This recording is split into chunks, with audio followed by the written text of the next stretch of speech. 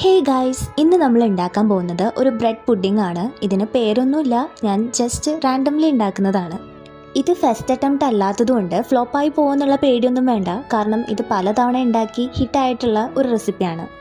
അപ്പോൾ നമുക്കിതിനായിട്ട് വേണ്ടത് ബ്രെഡും ഡയറി മിൽക്കും മിൽക്കി ബാറും ഫ്രഷ് ക്രീമും ഷുഗറും പീനട്സും ആണ്.